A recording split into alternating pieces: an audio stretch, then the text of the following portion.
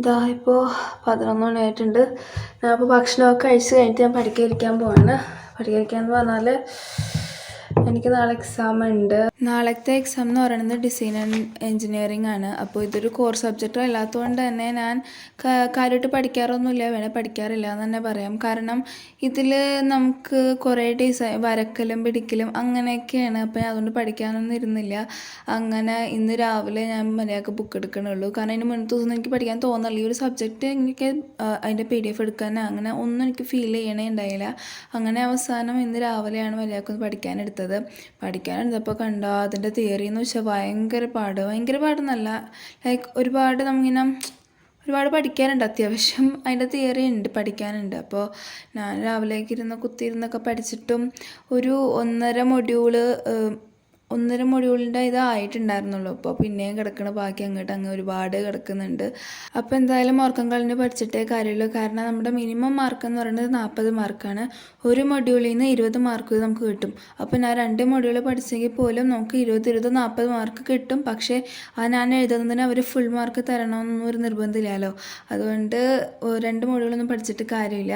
അപ്പോൾ ഇപ്പോൾ എന്തായാലും ഞങ്ങൾക്ക് ഓരോ മൊഡ്യൂളിൽ നിന്ന് ഇമ്പോർട്ടൻറ്റ് ക്വസ്റ്റ്യൻ അല്ലെങ്കിൽ അതിൻ്റെ മെയിൻ ഡ്രോയിങ് വരുന്ന ക്വസ്റ്റ്യൻസ് 14 മാർക്കിന് വരുന്ന ക്വസ്റ്റ്യൻസ് ഒക്കെ ഉണ്ട്. അതാണ് ഞാൻ ചെയ്തുകൊണ്ടിരിക്കുന്നത്.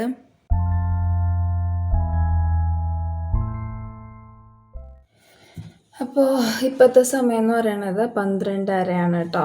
കാണാൻ പറ്റുന്നുണ്ട്, 12:30. ആൻഡ് ഞാൻ അത്യാവശ്യം പടങ്ങളൊക്കെ വരച്ചിട്ടുണ്ട്. കാണാൻ പറ്റുമെന്ന് അറിയില്ല.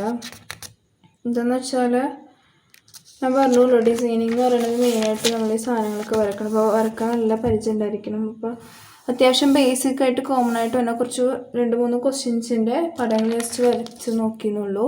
പിന്നെ കുറച്ചൊക്കെ വേറെ ഉണ്ട്. ഇനി എനിക്ക് കുറച്ച് 2-3 പടങ്ങളും കൂടി വരച്ച് നോക്കിയിട്ട് ബാക്കി തിയറി പഠിക്കാമെന്നാണ് കരുതുന്നത്.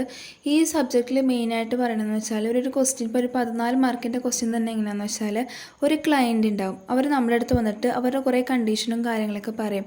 അത് വെച്ചിട്ട് നമ്മളൊരു സാധനം ഡിസൈൻ ചെയ്തിട്ട് അത് എന്തൊക്കെയാണ് അതിലുള്ളതെന്നൊക്കെ നമ്മൾ എടുത്ത് കാണിച്ച് ഒരു പ്രൊജക്റ്റ് അല്ലെങ്കിൽ ഒരു റിപ്പോർട്ട് ഉണ്ടാക്കുക.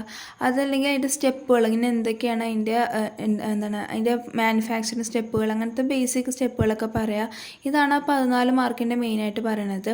അപ്പോൾ അതിൽ നല്ലതായിട്ട് വരച്ച് കാണിക്കണം. കാരണം അതിൻ്റെ ഫീച്ചേഴ്സ് നമ്മൾ എടുത്ത് തന്നെ വരച്ച് കാണിക്കുകയൊക്കെ വേണം. ഓരോ മൊഡ്യൂളിലും ചില വ്യത്യാസങ്ങളും കാര്യങ്ങളൊക്കെ ഉണ്ടാകും. പിന്നെ ഹ്യൂമൻ കംഫർട്ടിനനുസരിച്ച് ഒരു പ്രൊഡക്റ്റ് ഡിസൈൻ ചെയ്യണം എന്നൊക്കെ പറഞ്ഞിട്ടൊക്കെ ഉണ്ട്. അപ്പോൾ അതാണ് ഈ ഒരു ടോപ്പിക് അല്ലെങ്കിൽ ഈ ഒരു സബ്ജക്റ്റിൽ മെയിനായിട്ട് നമ്മൾ പഠിക്കണമെന്ന് വെച്ചാൽ. 1 മണി ആയിട്ടുണ്ട്. ഞാൻ എന്തായാലും നിറച്ച് വെച്ച വെള്ളമൊക്കെ തീർന്നു. സോ ഞാൻ താഴത്ത് പോയി വെള്ളം കുടിക്കാൻ പോവാണ് കേട്ടോ.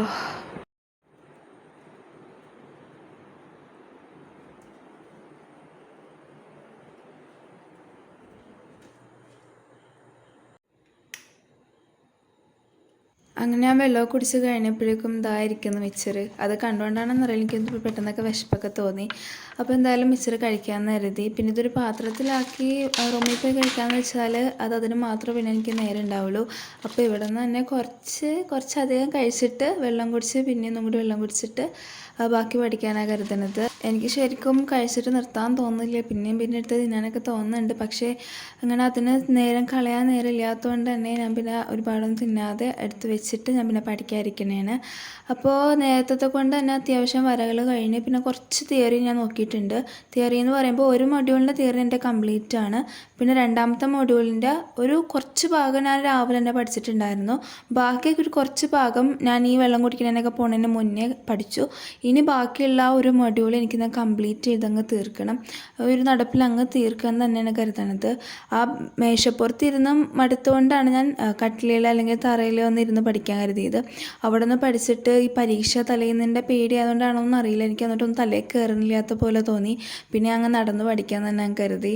പിന്നെ ഈ ഒരു സബ്ജക്റ്റിലെ തിയറി എങ്ങനെയാണെന്ന് വെച്ചാൽ ഇപ്പോൾ നമ്മളൊരു റിപ്പോർട്ട് ഉണ്ടാക്കണം. ഇപ്പോൾ ഒരു പ്രൊഡക്റ്റ് ഉണ്ടാക്കി അതിനെപ്പറ്റി ഒരു റിപ്പോർട്ട് ഉണ്ടാക്കണം. അപ്പോൾ ആ റിപ്പോർട്ടിൽ എന്തൊക്കെയാണ് വേണ്ടത്, അല്ലെങ്കിൽ ആ ഒരു റിപ്പോർട്ടിൽ എന്തൊക്കെയാണ് നമ്മൾ ശ്രദ്ധിക്കേണ്ടത്, നമ്മൾ കേൾക്കുന്ന ഓഡിയൻസിനെ പറ്റി നമ്മൾ എന്തൊക്കെ നോക്കണം, അങ്ങനത്തെ കുറേ കാര്യങ്ങളൊക്കെ നമ്മൾ പഠിക്കുന്നത്. പിന്നെ അതുപോലെ തന്നെ ഈ ഡ്രോയിങ്ങുകളെ പറ്റി, എഞ്ചിനീയറിംഗ് ഡ്രോയിങ്, സ്കെച്ചസ് എന്തൊക്കെയാണ്, അങ്ങനെ കുറച്ച് കാര്യങ്ങൾ നമ്മളിത് പഠിക്കാനുണ്ട് കേട്ടോ.